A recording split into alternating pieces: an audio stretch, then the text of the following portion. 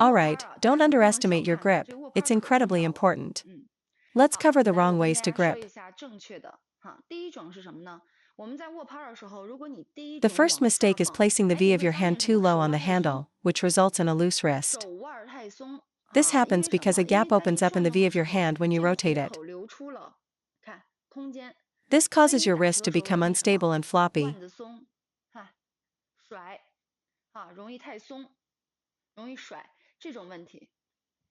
So this first grip with a low V is incorrect. The second mistake is gripping too high and tight, with the V of your hand almost on the blade itself. This is more of a service grip. If you grip above the shoulder of the blade, this part right here,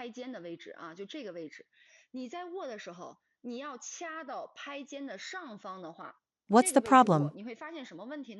Your racket face will be too open, and when you try to brush the ball, your hand will be too tense, leading to stiff strokes. Third, let's discuss the correct grip. The V of your hand should sit right in the middle of the racket's shoulder. This position is not too high and not too low, unlike the two incorrect grips. You must secure it in the middle of the shoulder. I'm demonstrating with a shakehand grip. This leaves enough room in the V for proper rotation.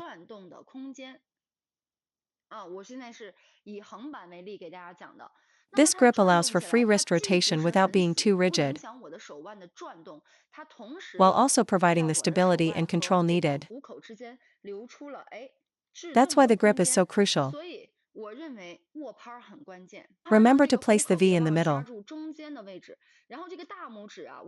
A common mistake with the thumb is leaving it detached,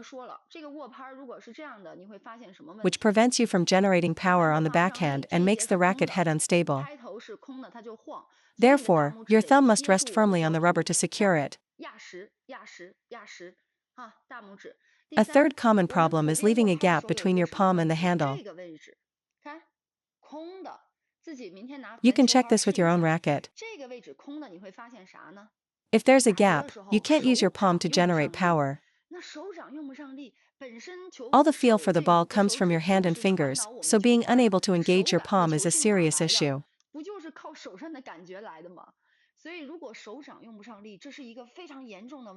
You must close this gap completely, regardless of your hand size.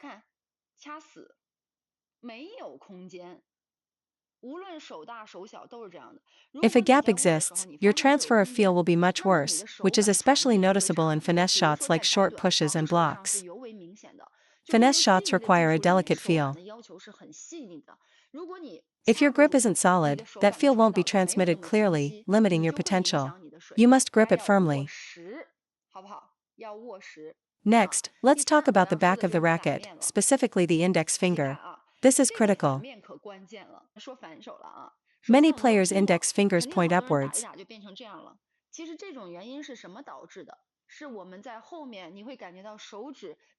Thinking they can generate more power by pushing with it. This is a very serious mistake. Correct placement for the index finger is on the lower half of the blade, near the bottom left corner of the rubber.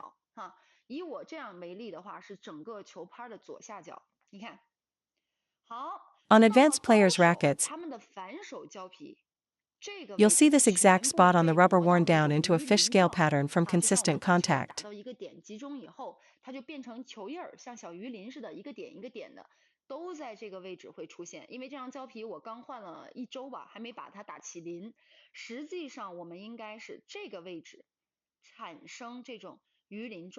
How does this happen?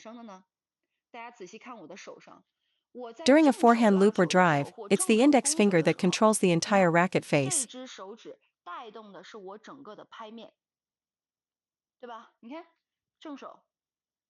Which is why it's so important. The index finger on the forehand is as important as the thumb on the backhand. Good players engage their fingers. If you can't feel your fingers working, you're just using your arm. The reason we emphasize fingers is because they are in direct contact with the racket. providing the clearest feel for control and power generation. The quality of a player's feel for the ball is directly related to how well they can control power and speed with their hand.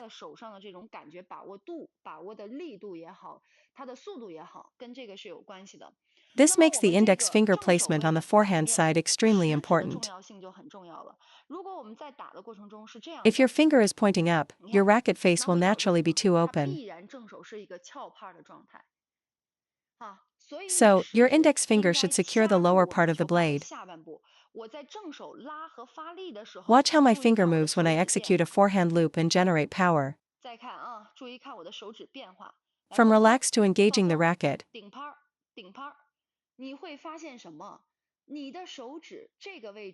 You'll see the finger is actively supporting the blade. It's not just resting there loosely, it must be in firm contact.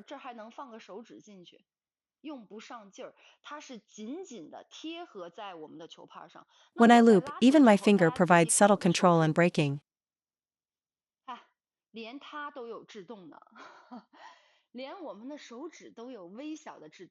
It actively pushes against the blade to generate power. If your index finger isn't engaged, your racket will be unstable.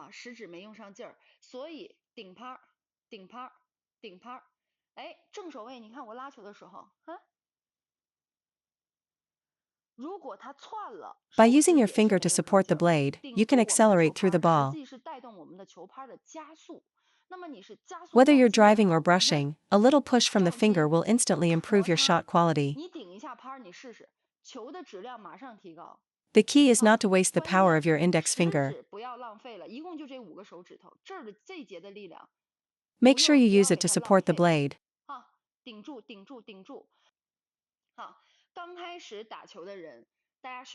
For beginners whose fingers tend to point upwards,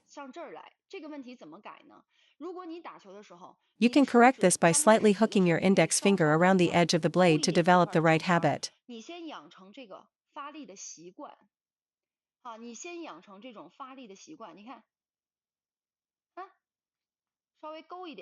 If your racket feels unstable or you can't generate power, try hooking your index finger slightly around the edge. This will make your forehand feel much more solid. Feel the power from your index finger. When brushing a backspin ball, use it to drive upwards. When driving a topspin ball, use it to push forwards.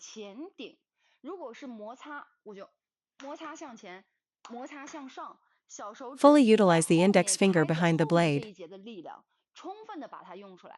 I can't promise you'll immediately gain points, but you will feel a dramatic improvement in your shot quality.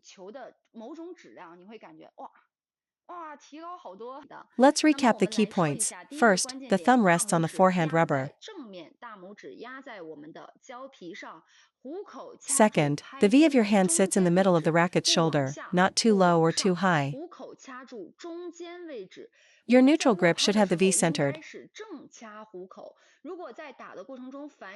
although you can make micro adjustments during play, like for a backhand shot.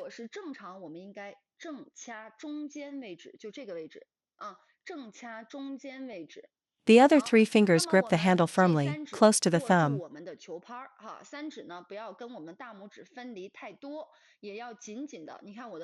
The middle knuckle of your middle finger should be pressed against the handle to eliminate any gaps in your palm.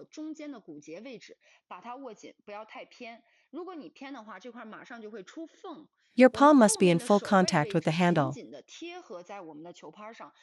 The grip must be solid from every angle. And your index finger rests on the bottom left of the backhand rubber. On the forehand, the index finger drives the brushing motion and wrist rotation.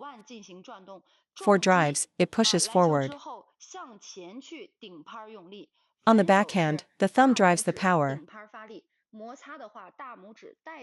Use them correctly and your shot quality will increase dramatically.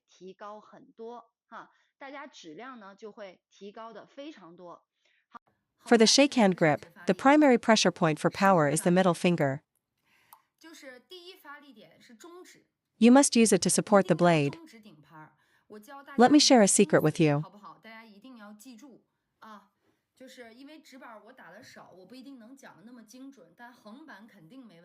Slightly curl or bend your middle and ring fingers instead of keeping them straight.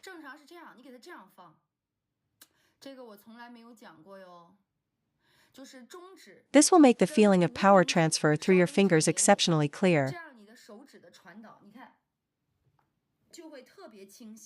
My grip is slightly curled like this, not straight.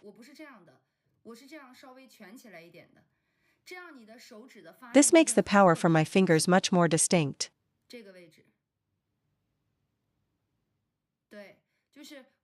My middle finger is always curled this way to generate force.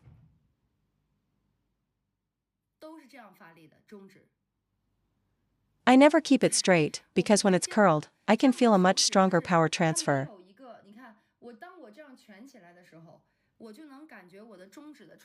You should definitely try this. If you try what I've described, you should feel a big improvement in your forehand power.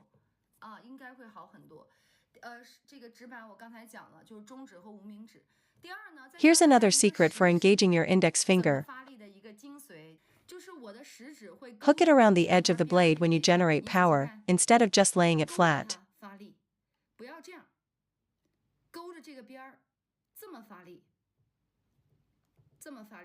Try it. The power transfer from your finger will be much better. I use my index finger to hook the edge of the blade to support my shots.